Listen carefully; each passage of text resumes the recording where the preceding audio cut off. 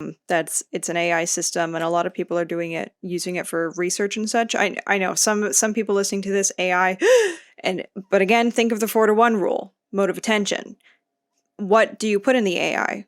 Do you make AI a murder-killing robot, which left hemisphere fashion, or do you do a research resource? So now lawyers, how do you search up, a specific article in this entire phone book of information? I need the one article on this thing. ChatGPT, could you do that for me? And then it pulls it up. But see, that would be helpful, a helpful version of AI. So just keep your brains open to mode of attention.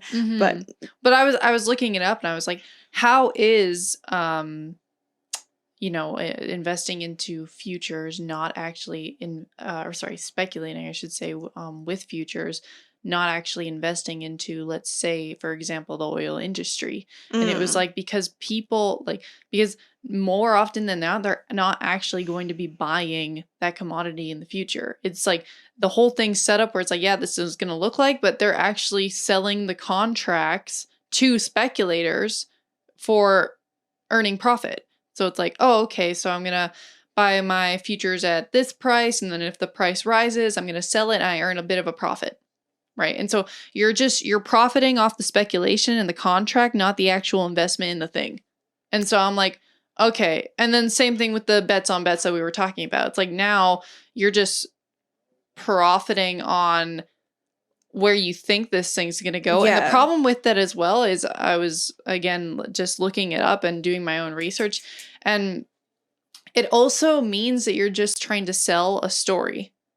So you're selling the narrative or the hype that, oh, well, I heard that this is like, there's going to be, I don't know, a war somewhere, and then that's going to drive the price, right? Or I heard that this big financial top player wrote in their magazine that they're going to be investing into this, right?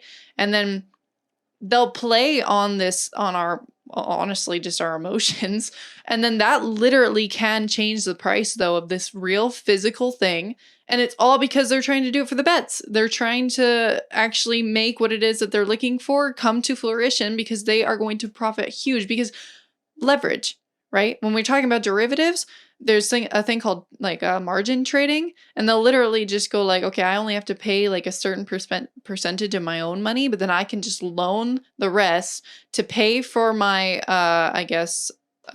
stock or bond or whatever that I'm going to be betting for or against, or hoping that the prices rise or fall depending on what it is that I'm doing.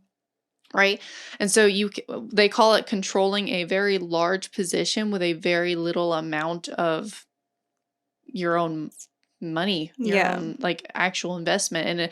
And if that's the case, then that already in my brain just creates like moral hazard. Because like then at that point it's just like, well, I don't actually have to bear like much of the actual cost myself. But that's not true, because you have to pay this person back. And the problem is that how the system's been set up is they're using our securities as collateral for their debts. That's what they're doing. They're going like, well, I will put down this thing that my client is investing into, and I'm going to leverage it for my own sake. And if things go wrong, you end up with crashes.